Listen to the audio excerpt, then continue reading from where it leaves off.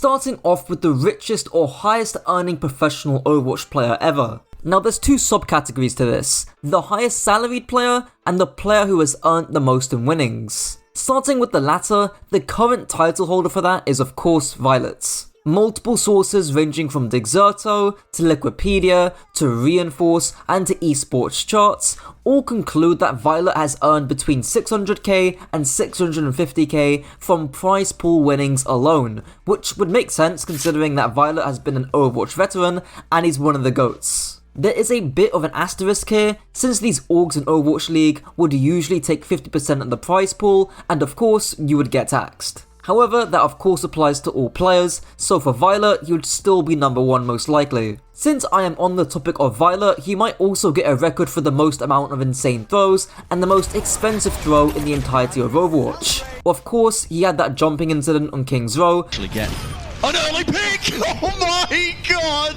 And most recently, he probably holds the world record for the most expensive AJAX in the history of AJAXs, costing his team 80 grand. I might even make a separate video on it, it was that atrocious, and even Crimzo says it was one of the biggest throws he's ever seen, and he's been a pro player and a coach for a long ass time. In terms of the most salaried player, that is a bit harder to uncover because salaries, especially top level ones in the 6 digits, aren't publicly disclosed. Of course we had the Sinatraa one back in 2019, being signed on $150,000 a year, but then Valorant came out in 2020 and he left afterwards. However, it's very unlikely that 150k is the top salary. Back in 2022, Yiska at GG Recon released a tier list for the budgets of Western Overwatch League teams, with 4 teams being in the S tier. Apparently, the highest salaried players on those S tier teams earned between 200 to 250 grand, which would make perfect sense. However, this doesn't account for teams that played in the East, so in terms of other high salaried teams alongside the Shock, Toronto, Dallas and Gladiators,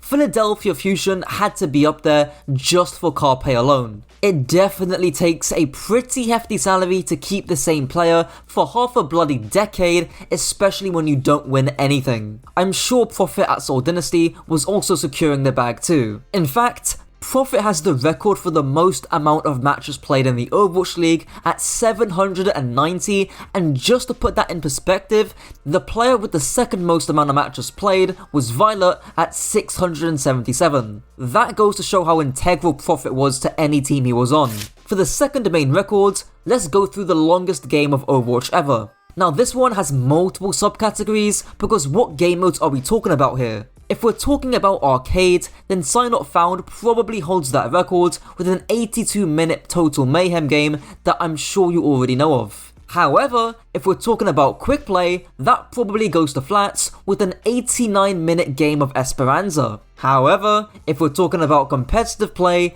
the longest I could find was an 85.5-minute bronze game on Eichenwalde, which was submitted to Plat, but you could only spectate the first 59 minutes and 22 seconds of that replay code. Going a step further, if we're talking about Overwatch League and professional play, then there's nothing longer than the 3-hour 7-map gigabanger series between the San Francisco Shock and the Vancouver Titans back in 2019 during the GOATS meta. And lastly, we obviously have workshop codes that can maximize the score, with Courier finding out the maximum score in Overwatch in the elimination game mode is technically 800 million. So as you can see, the record depends quite a bit on what the game mode is and how far you want to stretch the definition of what an actual game is. Fittingly, the next most appropriate record is the shortest game of Overwatch ever. In an actual game, this goes to an 8-year-old 59-second Hanamura game, which I think is actually unbreakable now, considering that 2CP is no longer a game mode in Overwatch 2. Courier actually worked out the shortest games possible in each of the modes, concluding that Temple of Anubis could be capped in 30 seconds, Escort in 2 minutes and 12 seconds,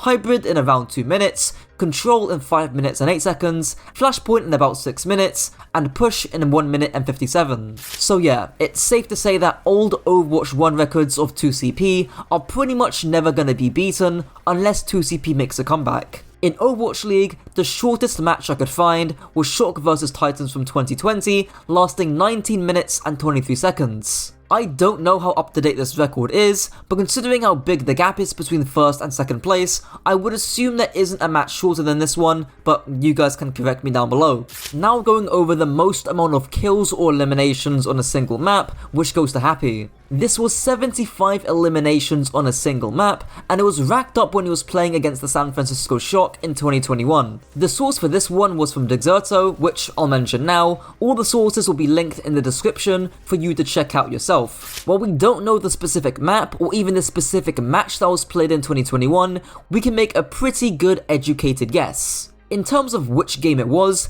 the Outlaws played against Shock twice in 2021, and this first series against Shock was extremely close and extremely long. It was a 6-mapper series, and the longest map, being Blizzard World, was around 30 minutes. Happy also got player of the match in that series, so all in all, I'm inclined to believe that he got 75 elims on Blizzard World in this match. I tried using the YouTube keyword search tool to see if the casters directly mentioned 75 eliminations, but I basically got nothing. I also used Happy's name, scrolled through 12 pages, and also found nothing. If you want to use this search tool yourself, it'll be linked down below. I also did this for the other game that was played in 2021, and again, I found nothing. Now for a very similar 5th record here, it will be the most amount of final blows in one map, which was from Sayaplayer back in 2019 on Junkertown, who landed 42 final blows, which obviously makes sense due to the Widowmaker one-shots. If you want to talk about the most amount of final blows in an entire series, that goes to Arns on the San Francisco Shock, who racked up 90 final blows. Credit to Overwatch Courier for that record.